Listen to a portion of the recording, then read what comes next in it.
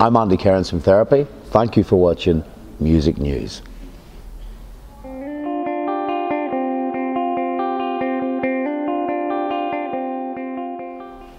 Andy Cairns from Therapy, welcome. Thank you. Thank you. So I think I first heard of you or saw you probably 1991 in Reading. Wow. So I'm a bit of a confession. I am a little bit of a fanboy, not massive, but I love your band. Thank you. Music, so it's really a pleasure to meet you. If I went to my back catalogue and looked at the records, it wouldn't be you that I would have thought would have gone acoustic. So why are you doing it? We've the reason why we've gone acoustic is that we had over the various years that we've been together, we get dragged into radio stations to do interviews, and quite a lot recently there's been this real fashionable fad asking if someone to bring along a guitar, and for years we didn't do it because we thought that the nature of the music, and then one day we decided to try a few things. One of them was the Diane the Husker Du cover, another one was something like Disgraceland's off Nurse, and another one was Skyward off her first album Baby Teeth, and they all sounded great. So then we just knew that whenever we try this, we would have to go back to all our back catalogue and readapt songs. And it was a challenge, because after 26 years or whatever doing it, to get a new challenge is something that we all embrace. Yeah, that kind of makes sense. This is maybe more of a complicated question you get often. You grew up obviously in Northern Ireland during the Troubles, and I'm of the age where I remember that as well myself. Okay. A lot of your influences, or a lot of the things you talked about in your early music, was about kind of isolation, kind of psychosis, quite heavy subjects. Do you think you were influenced by your upbringing in that? Well, Therapy is very much influenced by our upbringing during the Troubles, but not in a very blatant way, like maybe say a band that we admire, like Stiff Little Fingers. Stiff Little Fingers took a Clash approach, where they did an eyewitness and document approach to the journalism of it. What we did was we grew up in a really terrible. We weren't in the public eye, we didn't live in Belfast, and if I said something in music about another side of a community, it would have repercussions on me and my family. So the fact that the band was comprised of a Protestant, a Catholic and someone of mixed heritage was our initial political statement, showing that we can all be together. We rehearsed in a really heavily Protestant neighbourhood that was very dangerous for certain band members if the community knew they rehearsed there. And all these little things fed into the music, so songs like Potato Junkie, which was about the repatriation of certain Irishness and how it's recycled to tourists. Little things like Innocent X, which are about being hyper aware of whatever side of the community you were in late at night. These all fed into it, and so we know it's there, and it's always been there from day one, without us having to become, a fist in the air, hands across the barricades kind of cliched agitprop act. Yeah, I guess you couldn't really not escape it. I mean, it was a part of our upbringing here as well in England, that this existed and that this thing was there, and it affected our lives as well. Not of course, in the same way. Yeah, of course. So, I guess, has history changed your outlook? Because there was that great moment when I mean, I wouldn't say it's ended, but when everyone agreed to kind of move on and move forward. Has history changed your outlook and changed your influences and changed what you write about? It's made me feel a little bit safer about writing. I mean, I think if we feel a bit safer now writing things as they are, because a lot of the decommissioning is also going on. I think there's a psychological decommissioning has happened with people, that they can now relax and they can exhale for the first time. And people are a lot easier around each other. For years, coming to and from England, I've lived in England for 15 years now. My wife's English, my son grew up here. We would always bump into other Northern Irish or people from Ireland itself. And there was always an unwritten rule, maybe 20 years ago, where you didn't talk about home, because it was seen as an inconvenience and embarrassment. You certainly didn't talk about politics, and that's changed now, and I think people feel a lot more relaxed. A lot of the old tradition was kept on both sides of the community by an older generation of people that made a certain livelihood out of it, as well as the political beliefs they had. And that generation is dying off. So people do feel a little bit less restrained about talking about it. I was in South Africa for the year that Nelson Mandela was elected as president, and when I walked down the street the next day, everyone was smiling, and it was like a weight off everyone's shoulders. Did you I can understand that. Yeah, I mean, whenever I go home now, and I'm home quite a lot recently, there's a completely different feeling in the air about Belfast city centre from whenever we lived there. As a band, 89, 90, 91, Therapy all lived in Belfast city centre. And because we were used to the situation, it was fine. But for people that weren't from there, it was a really difficult and scary place. And the heavy army presence, the heavy police presence, the constant fighting. people found difficult. Whereas when you go back now, it's really thriving. There's great bars. There's record industry there. I mean, there's music business there, which there wasn't before, apart from Good Vibrations. There are magazines, lots of websites. It's fantastic. So I'm off the serious stuff. Sorry, I just had to ask you that. That's all right. Yeah. Do you think you were lucky as a band that you benefited from record sales? Well, I wouldn't be talking to you if we didn't have huge record sales in the 90s. I certainly wouldn't. Yeah. I think that the fact that there was a certain period, probably between 91 and 98, when we sold an awful lot of records worldwide, that established the band worldwide. Also the fact that we always wanted to be musicians, not rock stars. So whenever that fabulous NME front cover Radio 1A list died away, we didn't feel ashamed to come back, play smaller venues and sell smaller records, because we wanted to be musicians. But certainly, you know, that period that we had in the 90s has maintained the band's fan base worldwide. Because that was, I guess, my next question. What longevity? What is the trick? Survival. I'm sort of paraphrasing Leonard Cohen here, because he was asked that in a documentary in 1972. They asked Leonard Cohen what your idea of success is, and he said survival. And I think it's the Northern Irish side of me that says that, you know. And the way I look at it, myself and Michael have always said one thing about the band. We've said if we ever turn up at a venue and one of us doesn't feel we're up for it, that really is the time to just step away from it for a while, or else completely. And that has never happened. And to this day, we always say to each other, and every now and then we remind each other. You know, we'll go out for dinner and sometimes say, like, you know, do you reckon that day's around the horizon? We say, not yet. What would you say was your greatest moment in your career? Mine are little moments. I mean, if you go through the whole thing, you can mention like gold and silver discs and, you know, record sales and charting and being on the front cover of magazines you liked as a kid. And mine are little ones. The achievement of getting our first album, Baby Teeth, actually out. Because in Northern Ireland at the time, as I mentioned earlier, post Good Vibrations record label, there was no set up in Northern Ireland, really. You had to do it yourself. You had to press it up yourself. And we managed to catch the attention of Ouija Records at Rough Trade, who took a punt on us and said, we'll release this record, Baby Teeth.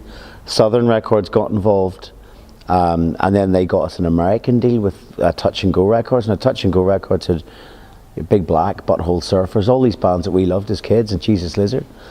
So, you know, the fact that we went from releasing one record label, of which the 1,000 sleeves were folded up in my mother's house, to 2 years later being on Touch and Go and having this record that John Peel played, you know, that was reviewed really well in NME Melody Maker, you know, that was just a big achievement.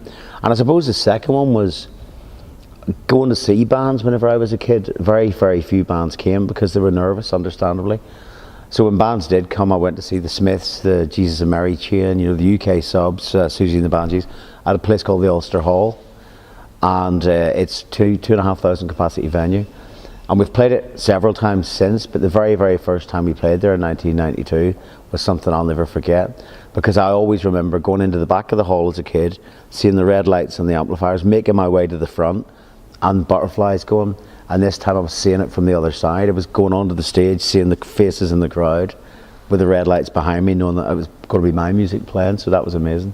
That's fantastic. And I'm going to make a point. I think Marco from Music News, his first band was the UK Subs. Oh, amazing. I loved them. I used to absolutely adore the UK Subs. What would be your biggest regret? I'm not a fan of cruelty, and I was thinking about this the other day. I watched the Oasis documentary, Supersonic, and whenever therapy started out, the Inspiral Carpets and Craig Gills recently had, God bless his soul, they gave us a couple of breaks, you know, like they Graham and all those people, and Craig, they saw us at a gig once in Belfast. Our manager was a promoter, and he gave them a couple of therapy t-shirts, and they wore them. And if he's a Noel Gallagher, used to be the guitar tech. And one of the biggest regrets I have in the business is I was reviewing singles for Melody Maker in 1994 when Oasis had just begun.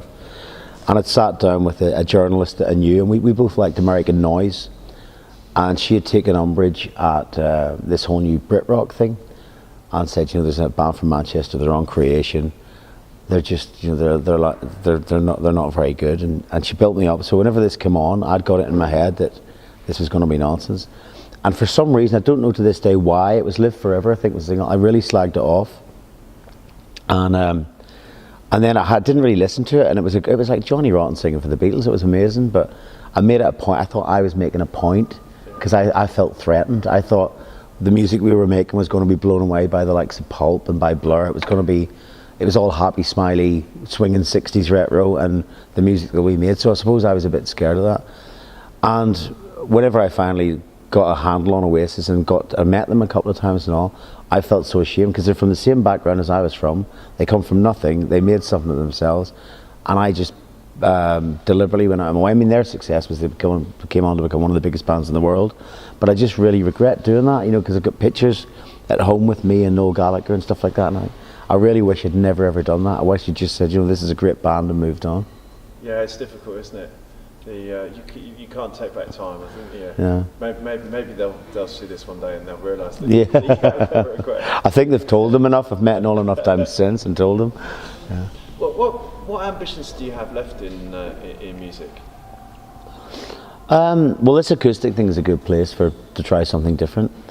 Myself and Michael in the band recently recorded 22 tracks for an electronic project called East Antrim. We wanted to try and do John Carpenter sound, so we went to a studio in Northern Ireland, the OES Centre, and we got a bunch of old Moogs and things like that, and we did almost like an imaginary soundtrack with spoken word sections from friends of ours from Northern Ireland.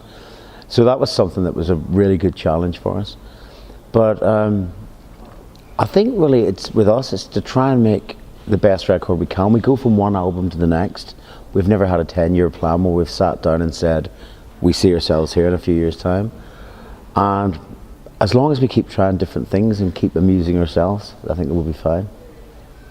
What do you think you want to be remembered for if you ever finally hang up the guitar? I think it's, we never looked like Lady Gaga or David Bowie. We never looked like rock stars, and yet somehow we carried it all off with a bit of honesty and self-respect and integrity. And I'd like people to remember that it was. I'd like somebody that watches somebody on television and thinks, I love that band, but look at me, I could never do that. I'd like to think whenever I saw Michael Stipe from R.E.M., whenever I saw the Minutemen, whenever I saw Bob Mould from Husker Du, and I thought, those guys don't look like they should be in a band, but you know what, I love those guys. If somebody ever comes to a therapy show or listens to one of our records and it makes them want to pick up a guitar or become a songwriter, then I've done my job. Or just slam dance. Yeah. You did your job there a few times. Who do you most admire now from the bands that are around? Well, from the old school, Manic Street Preachers, I admire the integrity and dignity they have, and the music they still make is great. New bands, I like electronic music a lot. I mean, I really love stuff that comes out on the Hyperdub label, especially Burial's material. Rock band wise, there's a guy called King Dude from Seattle who plays this really dark, it's almost like satanic Johnny Cash records. It's really atmospheric, which I like a lot. But I like a lot of punk bands, new punk bands like the Arctic Flowers from Portland. Yeah. And I say Code 9 on Hyperdub Records, I like that a lot. What have I got recently? Yeah. Have you heard any of the Slave stuff? Yes, I like Slaves a lot, yeah. They remind me of whenever UK Subs. Yeah. They remind me of UK Subs, Abrasive Wheels and bands like that I liked when I was 13. Yeah. I mean, the thing is, I've got a default setting of old punk, because whenever the first music I got into was punk rock. So if I ever hear anything that sounds like Discharge, Cockney Rejects, Angelic Upstarts, I love it. And whenever I heard Slaves, I was going, if I was 13, they'd be my favourite band. So I was there last night with my missus, who's mostly into ballet and opera. And I haven't seen anything like that probably since you guys. It's mental. Yeah. Absolutely mental. That is the sound of the kids' revolution. It's just fantastic. Yeah. And it just sounds exciting as well. It does. It does. It just blows your ears off. I don't know where they take it musically, but it's brilliant. What advice would you give to a band coming up now with your experience? Just do as much you can for yourself, because it will pay dividends later on. If you put out your own record, I mean, records aren't even a thing anymore, but if you try and book as many of your own gigs, if you try and get behind your artwork, leave it a little while before you get management and record companies involved, and then when you do, stick to your own beliefs, because what happens is after, we're fortunate, we have a really good record label at the minute that leaves us to it. In the past, we've been on record labels in the late 90s where people get involved and you tend to feel so beaten down that you maybe compromise a bit. But at the end of the day, wait until your audience comes to you. They will come to you at some point if you believe in yourself. And then once you've developed your own style and thing, just run with it. That's great. For someone just getting into therapy, which three songs of you, three of your songs, would you say they're the ones to start with? I would say Still Hurts off the last album, Disquiet, Die Laughing off Trouble Gum, and Dancing with Manson off Baby Teeth. Okay. Why would you choose those three? Dancing with Manson just sounds like a bunch of young kids, which we were, half drunk on tequila, with the amps on too loud, finding their way around this kind of music that they're into. Die Laughing sounds like a band that's realised that they have a potential to reach a wider audience and are enjoying being in the moment. And Still Hurts is the sound of a band that still wants to make a racket after 26 years. So thanks for your time. Have you got anything else that you want to say to the Music News watchers? No, but anyone that's out there that likes therapy, appreciate all the help over the years, because without your help, I wouldn't be sitting here looking at you. And also, if you've never heard us before, check us out. There's what's the worst can happen? Andy Cairns, thank you so much. Thank you. That's brilliant. You're very welcome. Thank you.